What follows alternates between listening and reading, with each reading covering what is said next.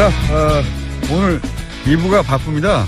정청래 의원이 직접 나오시는 바람에 순서들이 다 줄어가지고, 자, 악마에서 언니로 바뀐 양지열 변호사님 나오셨습니다. 안녕하십니까. 네, 안녕하세요. 뭐 성전환도 아니고 그게 뭐예요? 악마에서 언니로 갑자기. 아니, 악마가 꼭 남성이라는 법이 있습니까? 아침부터 당했네. 오늘은 당하지 않으리라 그렇게 굳은 결심을 하고 언니 악마로 해요, 그럼 언니 악마.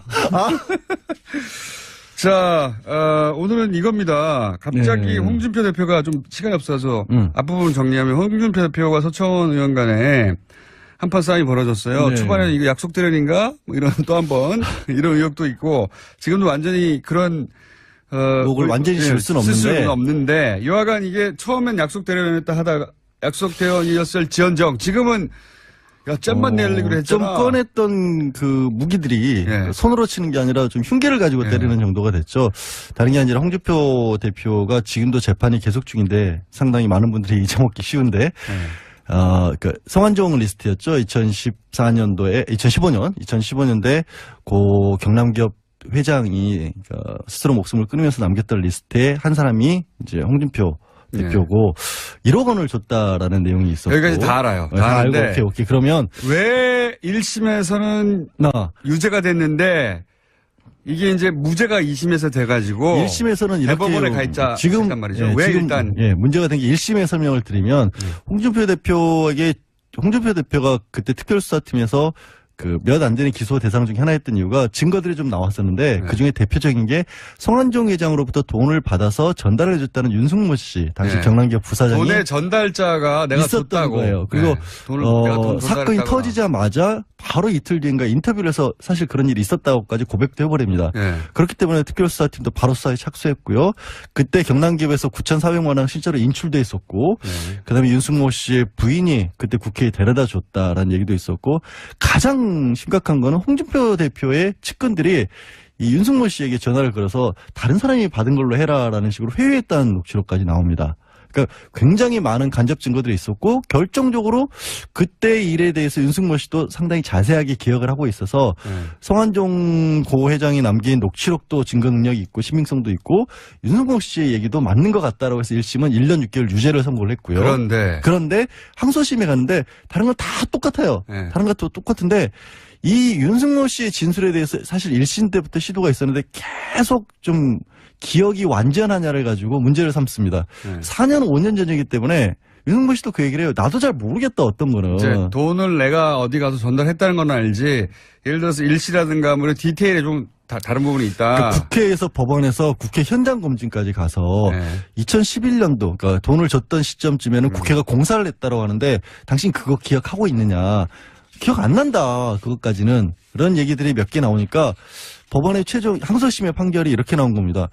검찰에서 주장했던 부분에 대해서는 기억을 하고 있는데 나머지 부분에 대해서 기억을 잘 못하고 있는 걸로 봐서 이 사람을 잘 말을 믿을 수가 없다. 그러니까 이제 돈을 전달했다고 하는 당사자의 진술의 신빙성을 2심에서 문제 삼아서 무죄를 낸 겁니다. 그렇죠. 내용은 똑같아요. 뭔가 새로운 증거가 나왔다는 게 새로운 증거가 나온 게 아니라. 근데 제가 이제 이렇게 자세히 말씀드린 거는 주변 간접 증거들은 많은데 가장 직접적인 증거라고 꼽히는 진술이 뒤바뀐 게 아니라 그거를 믿을 수 있냐 믿을 수 없냐만 판단이 달라진 거예요. 그렇죠. 뭐 그건 이제 사법부가 판단을 했고요. 그래서 대법원에 갔는데 대법원은 증거를 안 따지니까 법리만 따지니까 여기서 근데 법리만 따졌을 때 지금 새로운 정황이 이제 등장한 거 아닙니까? 그러니까 이게 뭐냐면 국민의당 구용주 의원도 등장했고 서청원 의원도 등장해가지고 뭐 있다. 먼저 나온 게 순서도 이겠어요. 이거는 먼저 서청원 의원이 내가 당시에 홍준표 대표가 나에게 윤승모 씨 입을 다물게 해달라고 부탁했던 증거가 있노라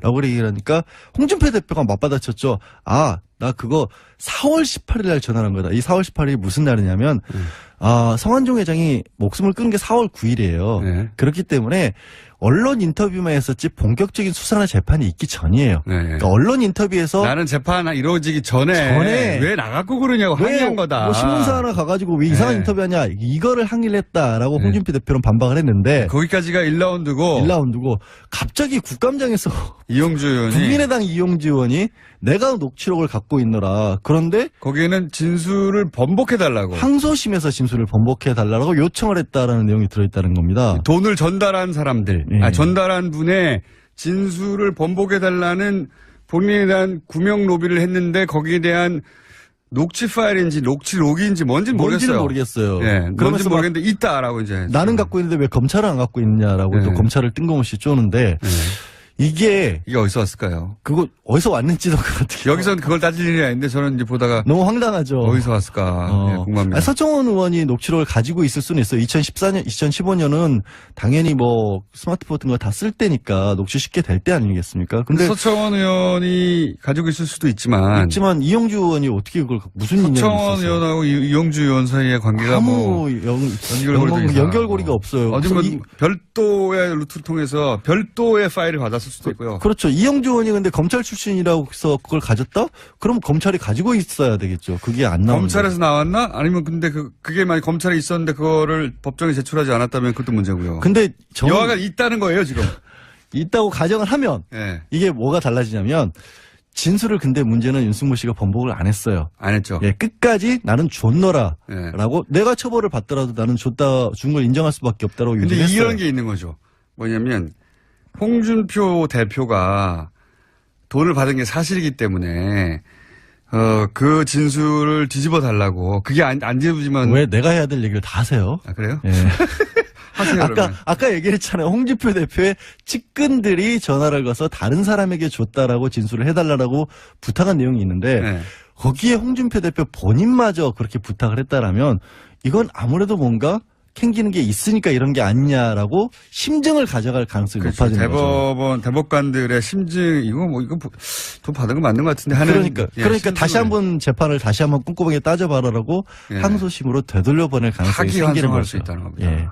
아 근데 왜 이렇게 우리 국회의원들은 전부 다 법 이런 건 다 필요 없나 봐요. 이게 이 폭로를 한 사람들도 생각해 보면 이 법적으로 중요 사건의 증거가 될 수 있다는 걸 가지고 있다라고 하면서도 검찰에 내겠다는 얘기는 안 하시고. 아니, 그거는 이제 결정적으로 자기가 돋보일 때 혹은 이 국면이 이게 정치권이라는 게 정말 명백한 주장을 한 것 같은데 또 다른 정반대에서는 그게 말도 안 되는 주장이라는 걸 제법 그럴듯하게 주장해가지고 물타기가 되잖아요. 그러니까 결정적 국면에 등장하려고 하시는 거라고 봅니다. 이용주 의원이. 이렇게 사법적인 처리를 더 우선으로 해줬으면 좋겠고요. 그리고 서청원 의원 같은 경우도 만약에 그래서 변호사들이 안 되는 거예요. 뭘 안 돼요.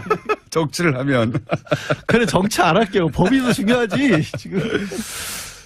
하여튼 예, 그렇습니다. 나오긴 나올 거라고 보는데 별게 아닐 수도 있어요. 파일이 들고 사실 들어보면 별거 아닐 수도 있죠. 근데 어쨌든 초반부터 홍준표 대표가 그렇게 여러 번에 걸쳐서 전화를 했다면 지금 이용주 의원이 말이 사실이면 위기입니다. 두 번 전화를 한 거죠. 최소한. 최소한 2번 전화한 거잖아요. 그게 만약에 사실이라면 이용주 의원의 말이 그리고 실제 그런 물증이 있다면 홍준표 대표는 위기에 처해야 됩니다. 사법적인 걸 그러니까 사실 정우택 원내대표도 이거 대표 자리가 위험할 수도 있다라고 해서 살짝 발을 빼는 상황이 돼버렸잖아요. 지금. 양지열 변호사였습니다. 예, 고맙습니다. 3부에서 뵙겠습니다.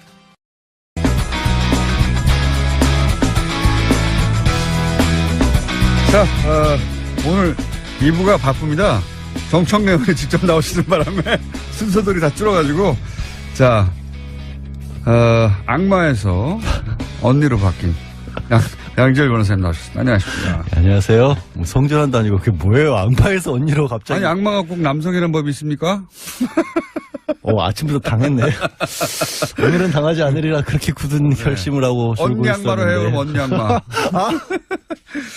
자, 오늘은 이겁니다. 갑자기 홍준표 대표가 좀 시간이 없어서 앞부분 정리하면 홍준표 대표가 서청원 의원 간에 한판 싸움이 벌어졌어요. 네. 초반에는 이거 약속 대련인가? 뭐 이런 또 한 번 이런 의혹도 있고 지금도 완전히 그런 목을 완전히 실 수는 없는데 여하간 이게 처음엔 약속 대련했다 하다가 약속 대련이었을 지연정 지금은 잼만 내려고 했잖아. 좀 꺼냈던 그 무기들이 손으로 치는 게 아니라 좀 흉계를 가지고 때리는 정도가 됐죠.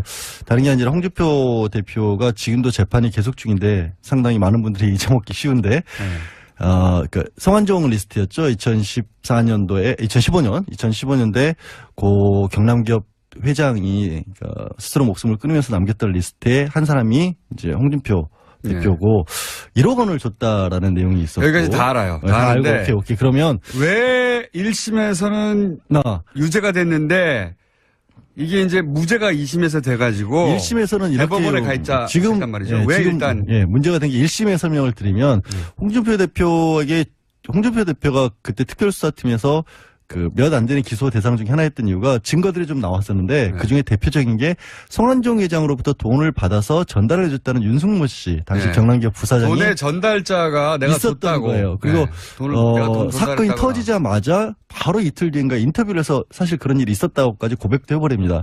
그렇기 때문에 특별수사팀도 바로 수사에 착수했고요.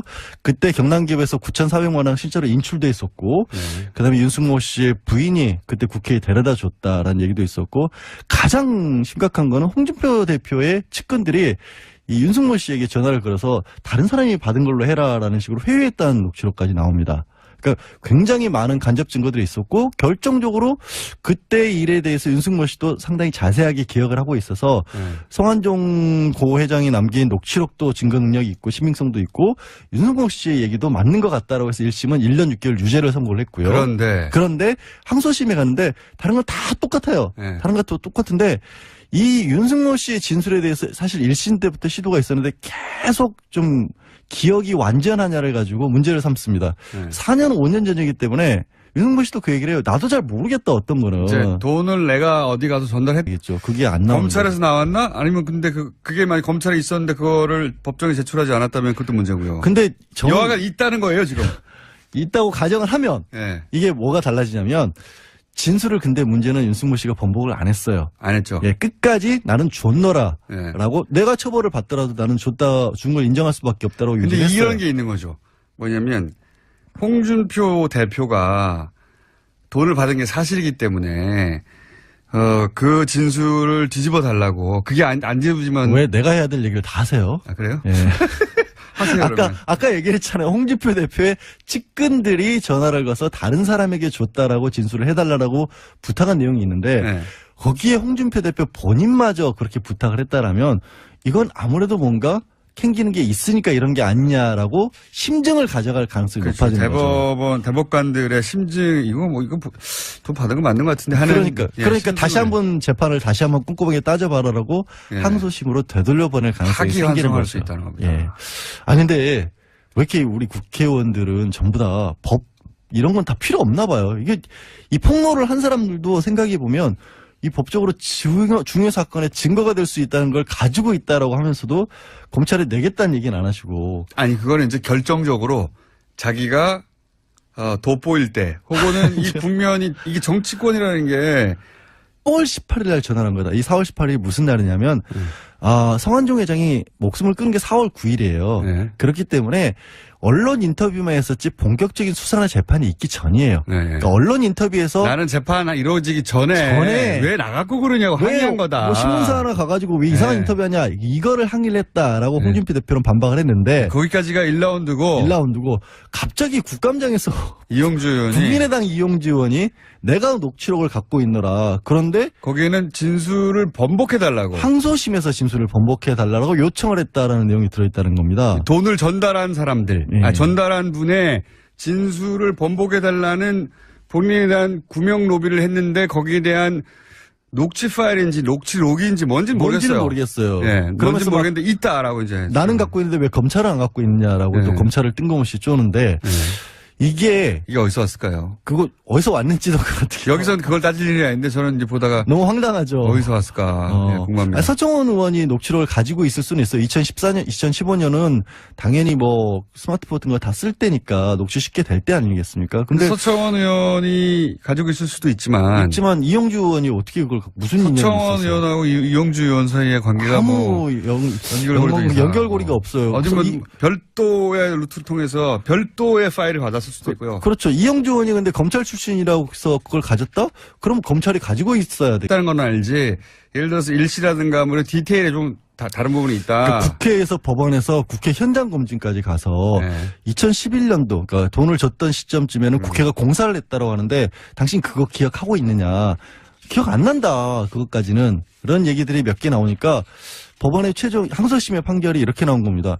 검찰에서 주장했던 부분에 대해서는 기억을 하고 있는데 나머지 부분에 대해서 기억을 잘 못하고 있는 걸로 봐서 이 사람을 잘 말을 믿을 수가 없다. 그러니까 이제 돈을 전달했다고 하는 당사자의 진술의 신빙성을 2심에서 문제 삼아서 무죄를 낸 겁니다. 그렇죠. 내용은 똑같아요. 뭔가 새로운 증거가 나왔다는 게 아니라. 새로운 증거가 나온 게 아니라. 근데 제가 이제 이렇게 자세히 말씀드린 거는 주변 간접 증거들은 많은데 가장 직접적인 증거라고 꼽히는 진술이 뒤바뀐 게 아니라 그거를 믿을 수 있냐 믿을 수 없냐만 판단이 달라진 그렇죠. 거예요. 뭐 그건 이제 사법부가 판단을 했고요. 그래서 대법원에 갔는데 대법원은 증거를 안 따지니까 법리만 따지니까 여기서 근데 법리만 따졌을 때 지금 새로운 정황이 이제 등장한 거 아닙니까? 그러니까 이게 뭐냐면 국민의당 이용주 의원도 등장했고 서청원 의원도 등장해가지고 뭐 있다. 먼저 나온 게 예. 순서도 이거는 먼저 서청원 의원이 예. 내가 당시에 홍준표 대표가 나에게 윤석열 씨 입을 다물게 해달라고 부탁했던 증거가 있노라 예. 라고 얘기를 하니까 홍준표 대표가 맞받아쳤죠. 아, 나 그거